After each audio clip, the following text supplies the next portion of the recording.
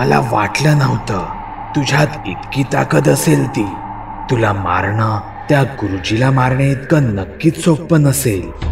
सुकेशनीचा हळूहळू आवाज बदलू लागला होता. ती अंधारात एखाद्या दिव्याप्रमाणे उजळून निघाली होती. गुरुजीला मारणे इतकं? हो, तो म्हातारा तर मेला. आता मरायची तुझी पाळी आहे. हे कसं शक्य आहे? तू आहेस तरी कोण? सुकेशनीने तिची काठी जमिनीवर एकदा जोरात आपटली. तुझा मृत्यू. सुकेशनीचे हे बोलणे ऐकून मांत्रिक जोरजोरात हसू लागला. मला मारणारा अजून या जगात जन्माला यायचा आहे. जन्माला तर मी कधीच आली होती. फक्त तुझ्या समोर मी आज आली आहे. सुकेशनीने तिचे दोन्ही हात पसरले. तिच्या भोवती धुळीचं वावटळ गोळा होऊ लागलं. हळूहळू ते मोठं होत गेलं आणि त्याचं रूपांतर धुळीच्या वादळात झालं. हे असले जादूचे खेळ दाखवून तू मला मारणार? मांत्रिका, तुझी खरी ताकद या अमानवी शक्ती आहेत ना. सगळ्या भूत, पिशाच, आत्मा यांना तू तुझ्या बंधनात ठेवतोस ना. आज बघू हीच सगळी भूत जेव्हा तुझ्या विरोधात तुझ्या समोर येतील तेव्हा तू एकटा यांचा सामना कसा करतोस ते. असं म्हणताच सुकेशनी भोवतीच्या धुळीच्या वादळातून गुरुजींच्या दैवी वृक्षावरील असंख्य भूते ही बाहेर पडू लागली.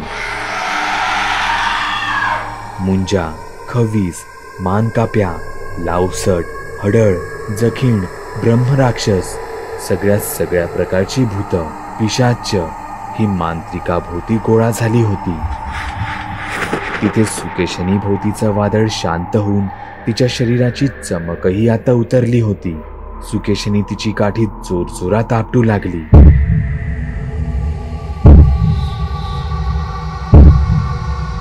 ती एक प्रकारे त्या सर्व भूत पिशाच्यांना आदेश देत होती. मांत्रिक त्याच्या चारही दिशेला पाहू लागला. मांत्रिकासाठी हे आव्हान तितकं सोपं नव्हतं. त्याला सर्वात आधी तो ज्या शरीरात होता ते नाजूक मानवी शरीर वाचवायचं होतं. मांत्रिक या आव्हानाला तयार झाला. तो जोरात ओरडला. त्याच्या शरीराभोवतीचं काळ्या धुराचं वलय आता एकदमच दाट झालं. ती सर्व भूत मांत्रिकावर तुटून पडली. मांत्रिकही त्यांवर तितक्याच शक्तीने वार करत होता. मांत्रिक कधी त्यांवर आगीच्या गोळ्यांचा वर्षाव करत होता तर कधी त्याच्या मांत्रिकी शक्तींचा वापर करत होता. गुरुजींनी एक एक करून पकडलेली ती शेकडो भूते एकीकडे तर मांत्रिक हा एकटा दुसरीकडे. एकट्या मांत्रिकाची शक्ती ही त्या शेकडो भूतपिशाच्यांनी एवढी भयानक होती. दोघांच्याही शक्तीचा तराजू समान होता. सुकेशनीला कुठेतरी तिची बाजू कमकुवत वाटू लागली, पण तिला या क्षणी कोणताही धोका पत्करायचा नव्हता. सुकेशनीने आकाशात तिचा हात वर उंचावला. आकाशात पुन्हा एकदा ढग एकवटू लागले. जोराची एक वीज कडाडली आणि ती सरळ गुरुजींच्या काठीत शिरली. सुकेशनीने लगेचच ती काठी मांत्रिकासमोर केली. त्या काठीतून ती वीज मांत्रिकावर जाऊन धडाडली. मांत्रिक काही अंतर दूर जाऊन पडला. तशी सर्व भूतपिशाचे त्यावर अक्षरशः तुटून पडली. पण तरीही मांत्रिक त्यांचा सामना करत होता. सुकेशनीने पुन्हा ती काठी वर उंचावली. काठीवर पुन्हा एकदा वीज कडाडली आणि पुन्हा तिने ती मांत्रिकावर सोडली. जोरदार विस्फोटासह मांत्रिक परत एकदा हवेत उडवला गेला. माझ्या शरीरावरचं मांत्रिकाने केलेलं वलय आता कमकुवत बनत चाललं होतं. भूतपिशाच्यांना त्यांच्या मुठीत ठेवणारा मांत्रिक आता त्यांच्याकडूनच मात खात होता. दुसरीकडे सुकेशनीचे मांत्रिकावर एकावर एक वार सुरूच होते.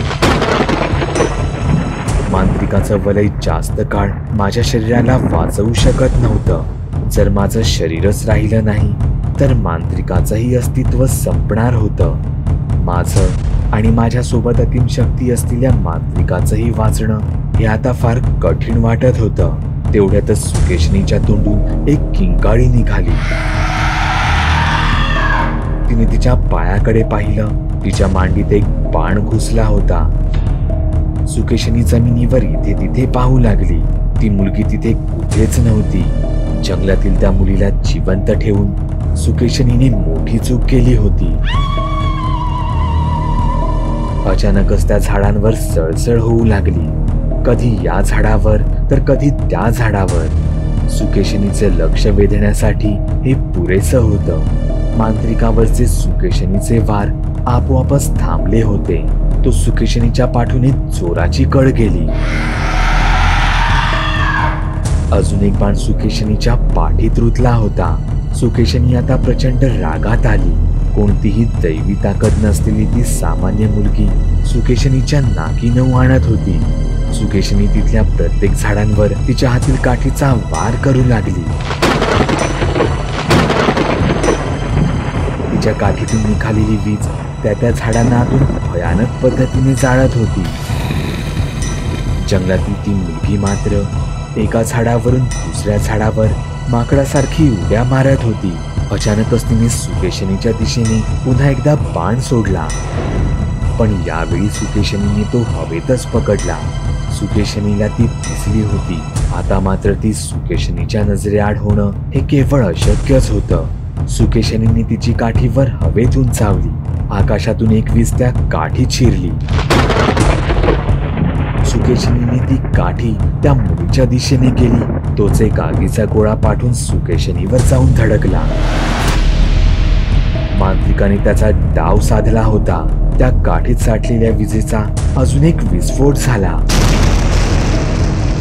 सुकेशनी एकीकडे तर दुसरीकडे तिची काठी त्या मुलीच्या दिशेला घरंगळत गेली. त्या मुलीने झाडावरून खाली उडी टाकली. तिने गुरुजींची काठी लगेच तिच्या हातात घेतली. तिथे मांत्रिक त्याचे भयानक जादुई मंत्र बोलू लागला. मांत्रिकावर धावून गेलेली असंख्य भूतं अचानकच शांत झाली. खेळ एका क्षणात पलटून गेला होता.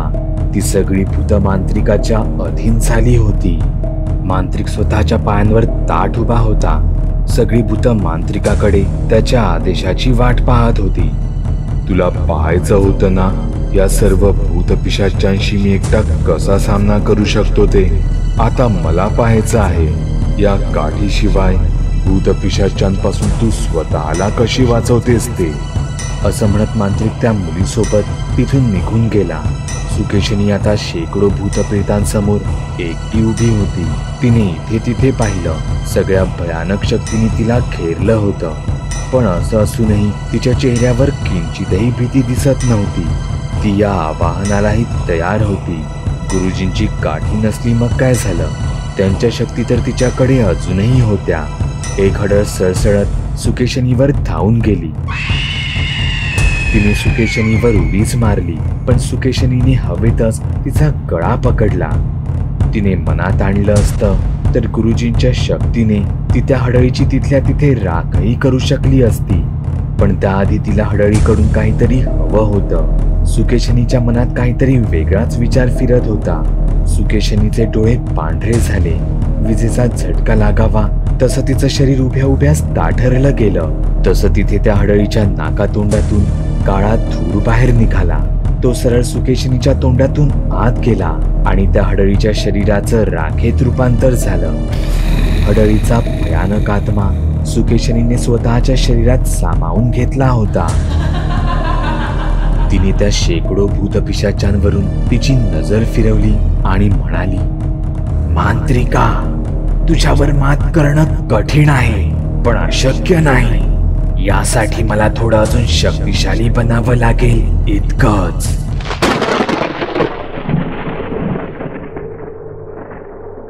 गाठोड्यावाले बाबा, अजून किती लांब आहे ती जागा? नयन गाठोड्यावाल्या बाबांसह त्या अंधारातून झपझप चालत होता. गाठोड्यावाल्या बाबांना तर अक्षरशः धाप लागली होती. अजून काहीच अंतर दूर. गाठोड्यावाले बाबा जरा श्वास घेत म्हणाले. त्यांच्याकडे फारच कमी वेळ उरला होता. तोच नयनला त्याच्या समोर कोणीतरी उभं दिसलं. भेंडी, आता हे कोणतं नवीन संकट? नयन म्हणाला. जंगलाचा श्राप. काय? तू जरा पुढे जाऊन बघ म्हणजे समजेल तुला.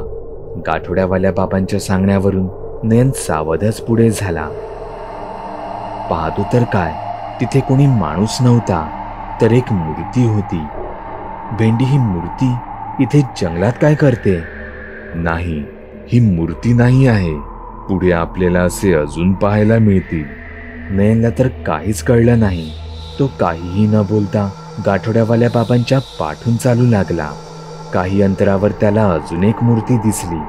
नयन काही बोलणार तोच गाठोड्यावाले बाबा त्याला म्हणाले, ही सगळी खरोखरची माणसं आहेत. भेंडी, काय खरंच? आता मी जे काही सांगतोय ते नीट लक्ष देऊ नये. तुला आता जरा धीट बनावं लागेल. पहिली गोष्ट म्हणजे तुला तुझ्या डोळ्यांवर एक पट्टी बांधावी लागेल. गाठोड्यावाल्या बाबांनी त्यांच्या गाठोड्यातून एक लाल कापड बाहेर काढलं. त्यांनी ते नयनच्या डोळ्यांभोवती घट्ट गुंडाळलं.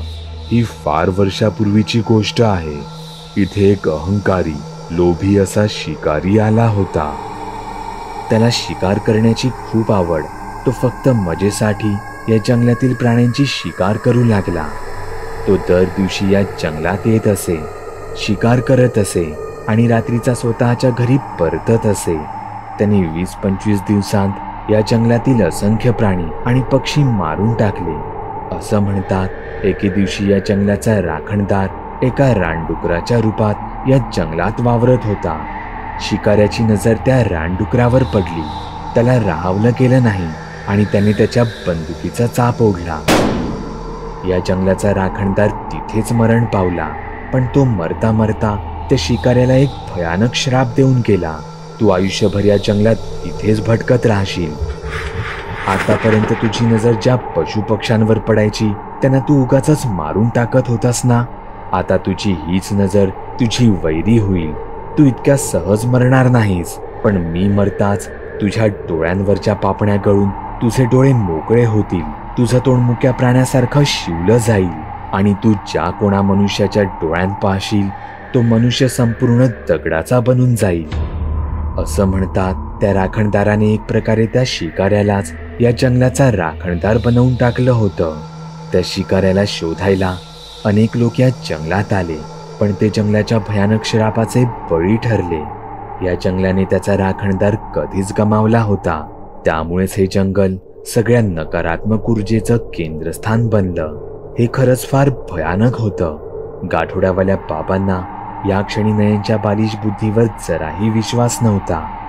नयनने केलेली एक चूक त्याला थेट मृत्यूच्या दारी घेऊन गेली असती. गाठोड्यावाले बाबा स्वतः त्यांच्या पायाखाली पाहत पुढे चालत होते.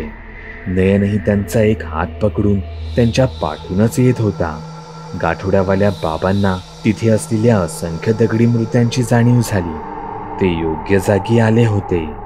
जंगलाच्या श्रापामुळे तो इथेच कुठेतरी भटकत होता.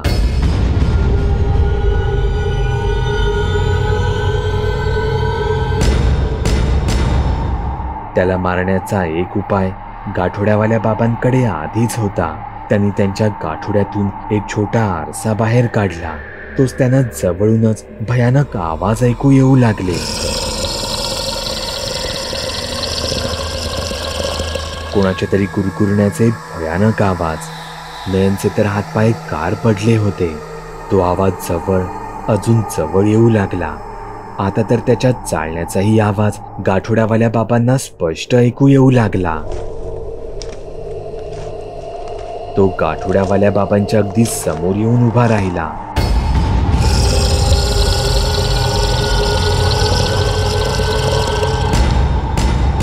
गाठोड्यावाल्या बाबांच्या डोक्यावर त्याचे पडणारे गरम श्वास त्यांना स्पष्ट जाणवत होते. त्यांना त्यांच्या पायांसमोर भयानक काळवंडलेले पाय दिसले. हीच योग्य वेळ होती. त्यांनी त्यांच्याकडचा आरसा त्यांच्या समोर केला. पण आश्चर्य म्हणजे त्या आरशाचा त्या शिकाऱ्यावर काहीच परिणाम झाला नव्हता.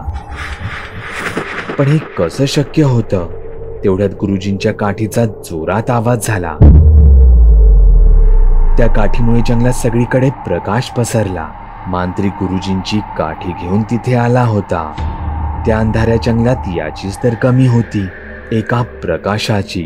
गाठोड्यावाल्या बाबांचा हात अजूनही समोरच होता. त्या शिकाऱ्याची ही नजर आरशावरच होती. पण काठीच्या जंगलात झालेल्या उजेडामुळे शिकाऱ्याला स्वतःचं रूप त्या आरशात दिसलं. शिकाऱ्याने आरशात स्वतःलाच पाहता तो एका क्षणात दगडाचा बनून गेला. त्याचा इतके वर्ष चाललेला हा खेळ आता कायमचा संपला होता. गाठोड्यावाल्या बाबांची नजर वर गेली. शिकाऱ्याचा तो दगडी चेहराही फारच भयंकर दिसत होता, पण त्याच्या पलीकडे हलकीशीच कसली तरी चमक दिसत होती. 7वा आणि शेवटचा दगड हा गाठोड्यावाल्या बाबांच्या समोर पडला होता.